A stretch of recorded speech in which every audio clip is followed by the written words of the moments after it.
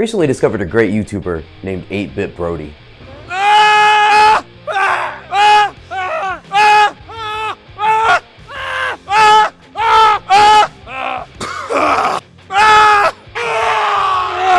So we invited Brody to come visit Twincade. Because our employees had no clue about Brody, we were able to play a fun hidden camera prank on the staff.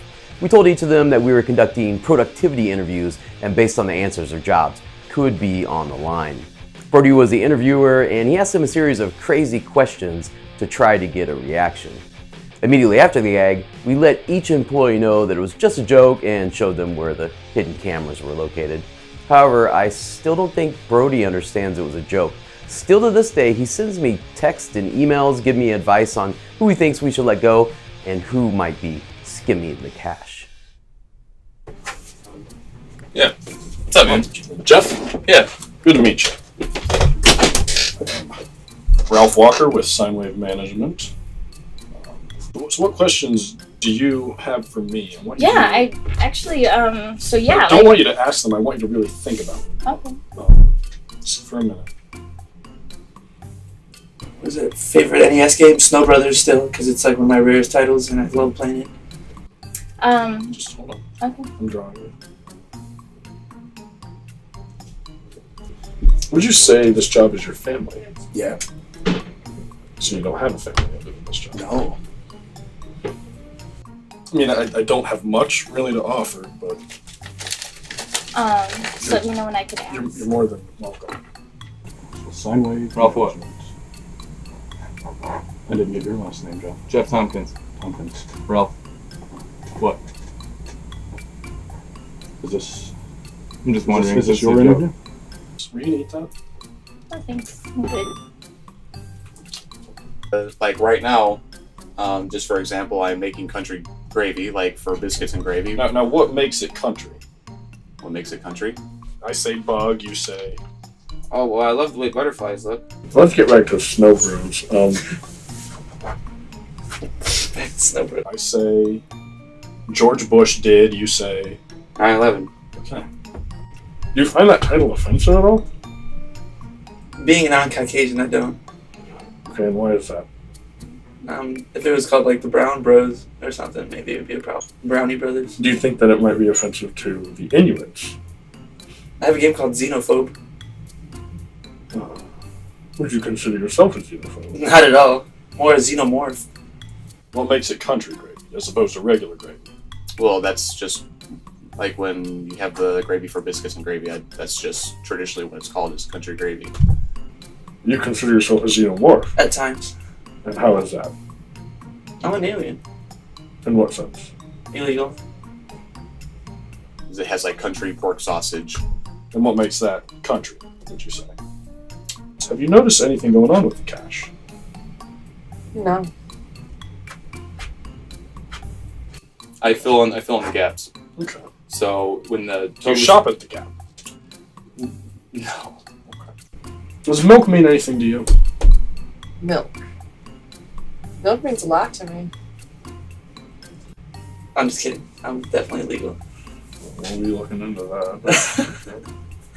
Please This don't. isn't a joke hard. I'm sorry. What's your favorite type of milk, Michelle? Strawberry. Without question. Have you ever had skim? Oh yeah. You see where we're going with this. Unfortunately. We want to know who's been skimming the cash. Michelle. How do you want to be on the internet? Completely on the internet. Your brain? Like, I'm on the internet. Is there a camera somewhere? There's no cameras there. Okay. There's a security camera that's, I guess, always been in here. Yeah. You know, it's not my office. You know, like I said, we've heard some things, and I'd be more than happy for you to start opening it up a little bit. Alright, hey man, this is Rob from Twincadia. I'm checking out the toy ball machines, guys. Let's go see what it's all about. So right here we've got our Metallica pinball machine by Stern. You get to look at Metallica through the demented mind of Dirty Donnie as you go on this crazy ripping ride over here to fry this snake and hang out with an alligator. Your favorite four members of your favorite, your favorite metal band of all time, the one you really like. They get to coach you on while you just play 3 rounds of hell and back again with these guys. And then One more moving over here, we've got our KISS pinball machine. Larger than life is Gene Simmons' head as he spits balls directly down the center of your lane as you rip through the Star Child's deafening madness. You get to pick your cities. You get to go to Detroit, Chicago, rock out with a whole great soundtrack from Stern Pinball. This is a serious contender table. You always catch the big fish hanging out on this one, racking up the high scores. I used to have the highest score of 72 million at one point in time, the second highest score. Well, maybe it's not the highest of scores, but I think you know what I'm talking about there. That's pretty darn impressive. Come down and try to beat it. Moving over, we got our lovely Stern Ghostbusters cabinet with Dan Aykroyd's beautiful face on it. There's slime monsters, a multi-ball madness, out of control card chases, and bad spooks and ghouls to chase you down while you fight your way and try to save your day from the Marshmallow Puff Man monster. If you are feeling a little bit mutated, a little bit weird, well, you should hang out with the X-Men, because if your friends can shoot lasers out of their eyes and claw their way to greatness, there's really nothing you have to worry about other than making sure you get a Magneto multi-ball combo over here. You can do it by smacking Wolverine in the tummy. If he likes it, he'll give you some extra balls too when you do this.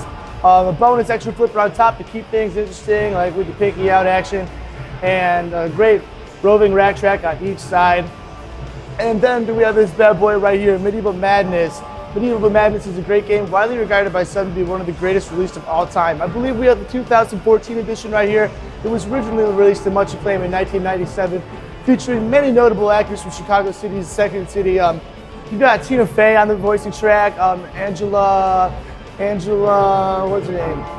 Farrell, along with the co-creator, co-producer, and co-director of the show, Maura Orwell, on the track. So you go through about 6 rounds of castle warfare. You've got my friends, the trolls here that pop up. You could be a castle croucher, you could joust. Like people go on this machine, the highest I've ever seen anybody get is 100 million, and I had to look over it. I think I peed my pants a little bit because it was just that great. Here we have our Attack on Mars machine. This is another re-release of a great cabinet. It was part of a 2 in the series. They later converted it into awesome slot machines too, but here you go, just messing up aliens. I mean, what could be more fun other than messing up some like more aliens and spaceships too, and launching missiles into them, and getting multi-ball. This one is just a great one to rack up a multi-ball on. It's almost like it owes you. It's just there for you when you need it, if you can just shoot it down the gully. Here we've got a great one. We've got this is one is just a crazy, like long last artifact. Here is the Mario pinball machine, Super Mario Bros. Released in 1992, if I believe correctly, on Rigoliev. And it's got the special trigger on top here, which keeps it really interesting. I think like Nintendo probably felt like they needed to have a little Mario pipe hits action there for you, and there too, and here as well. You got to be a little precise on this one. It looks very childish, but there's a lot of like nuances in this game that keep it really fun and interesting. If it's too much to think about, you just have a nice, easy, relaxing time on our it's like an old school throwback over here, the Paps Can't Crush Your game.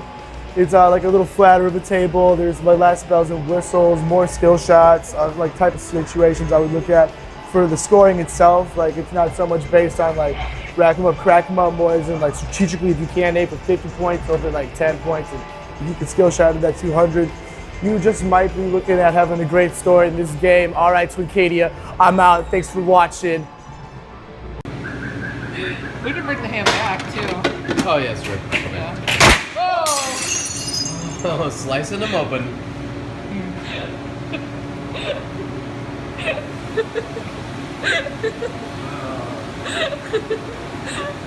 Okay, let's do this. Okay, here. You take I'll be hiding the. So are we? I'll give her one real one. No, act like you only have handball. I'm not gonna be able. Okay, straight face. Hey. That was a really cute. No. Hey. You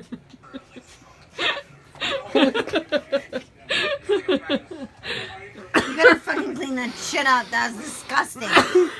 Do not give me a handball. She knew it was a handball. She knew it was a handball. Thanks for using the proper term, but no thanks for throwing it on me. Thank you. You gotta clean the ham up. You gotta clean the ham up. You can't throw ham, and we actually said we're gonna. What are you watching here?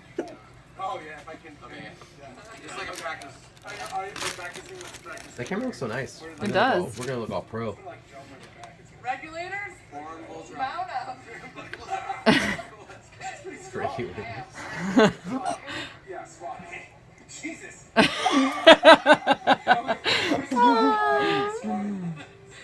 Quick recovery.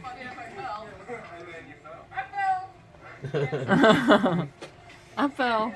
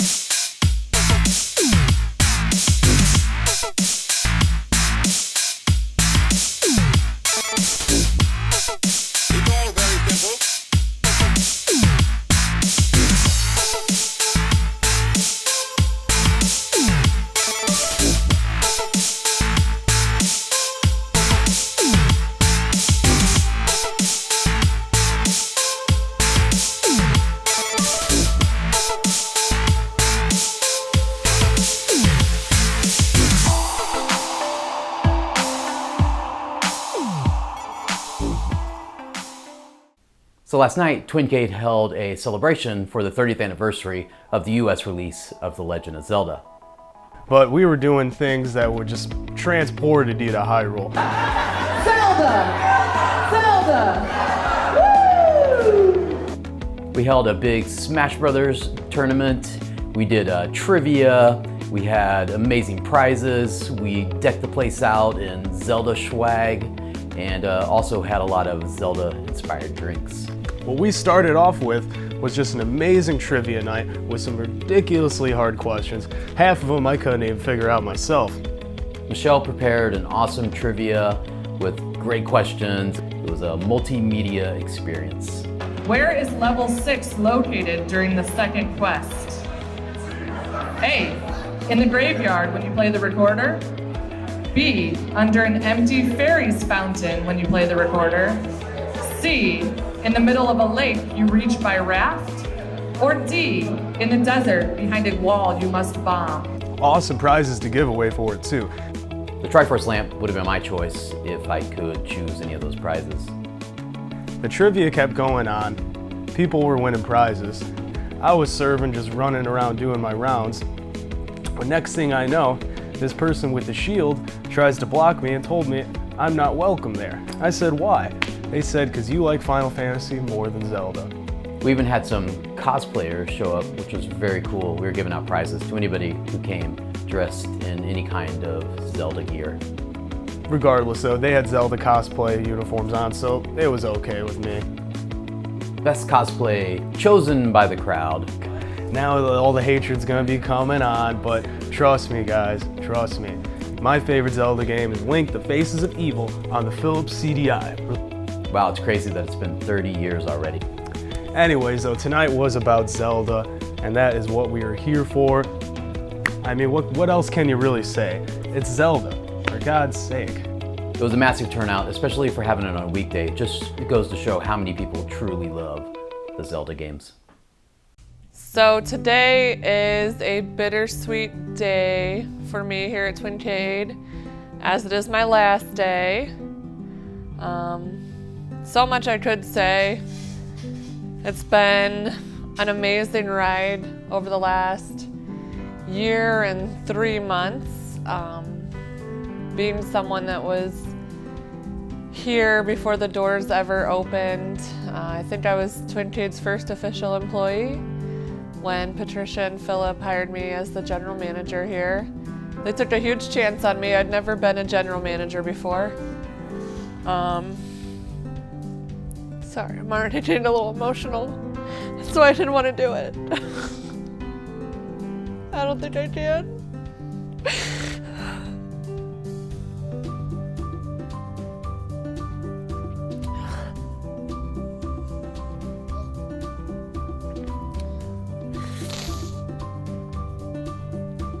We had a lot of good times, a lot of hard times. All the times you could have, every emotion you could have. I love this place.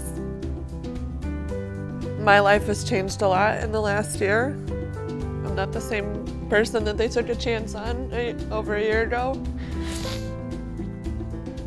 I've seen myself grow and change and evolve along with Twincade, how it's not the same place here that it once was either. We've learned so much. We've expanded everything, the menu, the cocktail offerings, the games. I feel like we've doubled how many arcade games we started with in the beginning.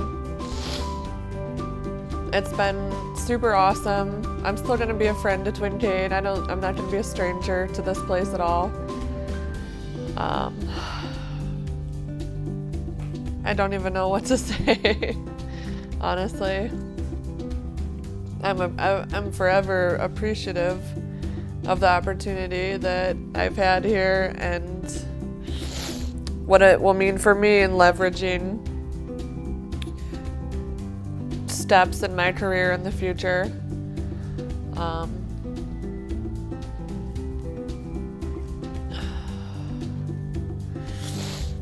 It's rough. We started out with an awesome, crazy, fun-filled team. There's still Mary, Dylan, and Chrissy from the beginning. A lot of new faces, recently especially. I don't know how well Patricia's taking the loss of me to Twincade. We are best friends. I hope that we can continue to be. And I still want to be involved. I'm sure she's going to call me and text me with questions, for advice. I still feel like I will always be a part of the Twincade family, no matter what. And that's it. I didn't want to do this. Because I don't think it is the end. I definitely don't think it's the end. You guys are going to see more of me on Twincadia. I know we're definitely going back to the Midwest Gaming Classic next year. But cheers to new adventures. You got your waterworks.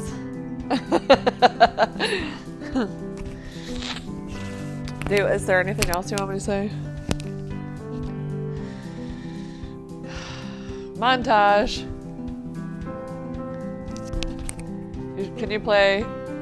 It's so hard to say goodbye to yesterday. In the background. Ay, ay, ay. Muy difficult.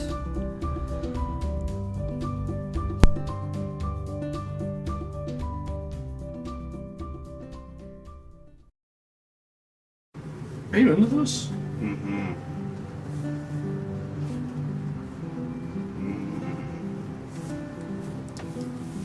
I might need a little bit more. Would you like some? Oh, what? It's not butter. Is this shea butter? It's organic lavender. I think it has some menthol.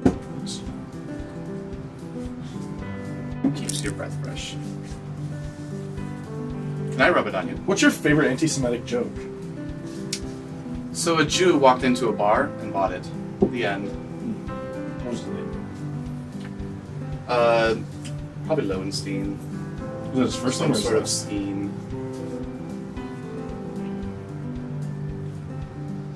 We touch tips. It's nice. It's just what I imagined. You have very nimble fingers.